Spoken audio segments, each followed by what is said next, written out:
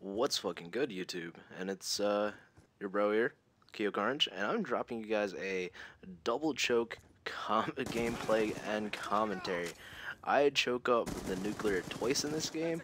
I started out the first round 27-0, and I ended up in the second round with another brutal.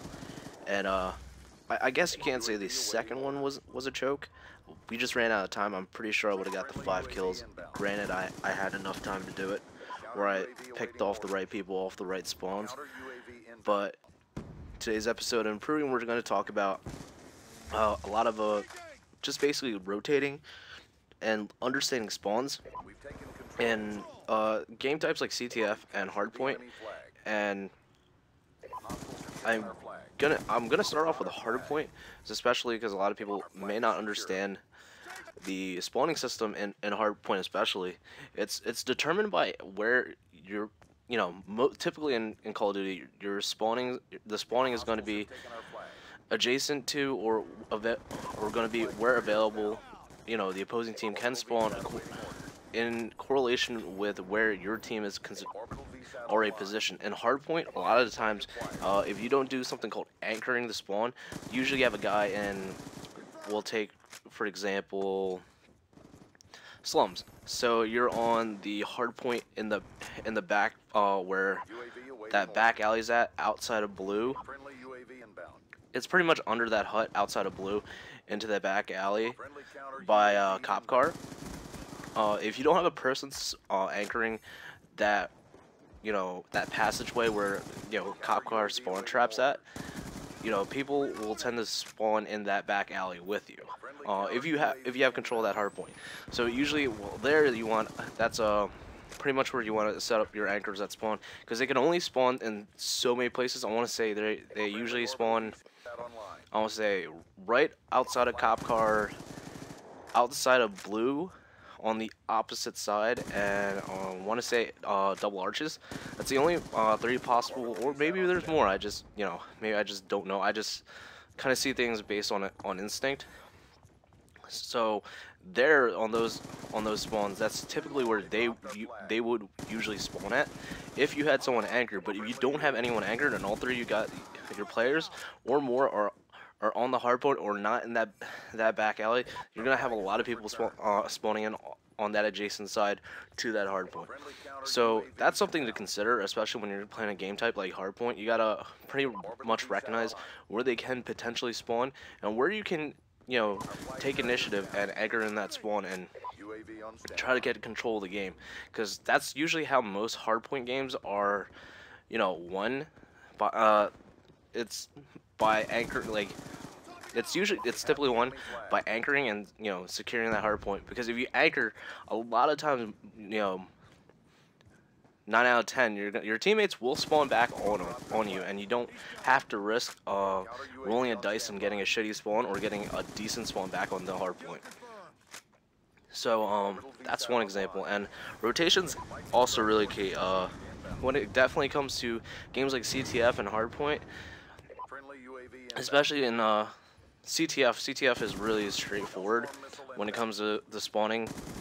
There's usually 2 or 3 places within their own individual flag that they can potentially spawn in, and there's also what I call as an emergency spawn. For example, this is a really crucial one. Let's say raid on CTF.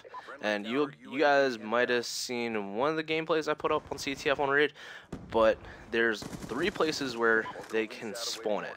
They can spawn in basketball courts, they can spawn by their flag near rock, or they can spawn in that corner by the steps at laundry. That's typically the 3 spots that they'll spawn in. If for some reason, there's a couple players, like if there's someone pulling flag and they're running towards laundry, they have a potential to spawn right in front of laundry, outside the statue, like literally like out by the van, by the statue, right in front of the laundry.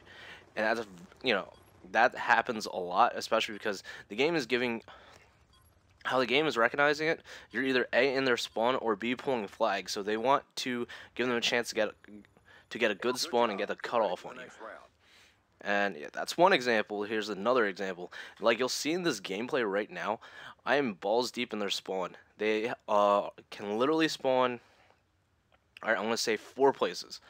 They can spawn in the hallway, right next to the the doorway into Riviana. They can spawn in the back, in their in front of their flag. They can spawn on their overpass, or they can spawn on a little bit further up their up that walkway on the side towards control room. And they also have an emergency spawn when you go down there, right at their entrance of their Riviana, right when you go through center from ticket booth. Well, me and the task force call that little hallway Riviana. Well, their Riviana, they will spawn in the 2 corners outside that room. So if you're pushing spawn, and say for instance like what I'm doing in this game, I'm hovering around in that exact spot and trying to pick them off and trying to get a spawn trap going. They literally kept spawning right there. So say for instance is like you're trying to pull flag and you have someone in Riviana watching your back. You typically want to wait it out and see where they are spawning at. If they're not spawning outside their Riviana, or they're spawning inside by ticket booth Riviana, that's pretty much how you're gonna run, or how you're gonna get the pickup.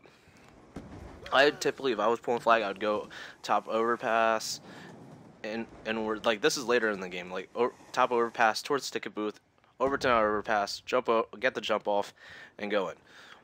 But as you see, when I open up this game, I just go straight forward. I just kind of didn't respect these kids at all. But if you do become more aware of the spawns, and if you really take a look at your gameplays and take a look at where everyone's spawning at in correlation to where you're at and where your team's set up, you can pretty much figure out where the fuck they're going almost always. And I'm not saying like determining spawns or creating a spawn trap or understanding where people spawn is a one-man kind of thing. It's a team effort. If one person kind of just goes haywire and just goes all over the fucking place, it increases the sporadicness for for just shit going haywire for you. And even in this game, we're kind of like all over the place, but at least I'm kind of aware that my entire team is kind of plopped up in places that they'll spawn at, so it's not that sporadic. So when it comes to spawn trapping and calling out spawns and really figuring out what the fuck's going on, it's good to have players that you're comfortable with, and people that you run with, so you can really get a feel for it. I'd say if you guys want to go out there and try it, go ahead. There's not only CTF's good for it. I think if you really want to press your knowledge of spawning, I would definitely suggest playing a lot of hardpoint. It'll definitely get you used to spawns, a little bit of demolition, so you can pretty much get comfortable with the straightforwardness and get that mindset of yourself being able to read spawns, and then switch over to hardpoint, really challenge yourself, and really take a look at where you're positioned and where your teammates are positioned and how you can improve on that. And it's always good to have a friend that you like playing with, and a friend that's really into the game like you are. Like for me, I have Scover and Lewis and Joey, so I can't really complain. They really understand where my mindset's at, and I understand where their mindset's at. So like if you guys want to get better at understanding spawning and getting this down, I suggest playing with a friend, playing with a group of people. Start learning callouts, start learning this and that. Just really good suggestions, because it's really hard to really get a good feel for it. Just rocking solo, going in YOLO, but it is what it is. And yeah, that's pretty much my commentary in a nutshell, guys. I also, on another note, I wanted to apologize to you guys.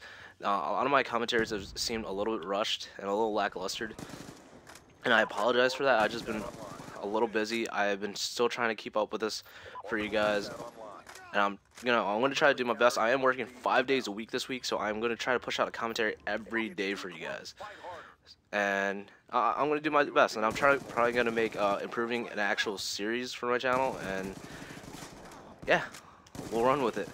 But anyways, guys, I gotta go take a shit. This is the end of this commentary. You really like this commentary? Like, just comment, rate, subscribe, and just show me love. And then, I hope you guys have a good day today, and take it easy, guys. Peace.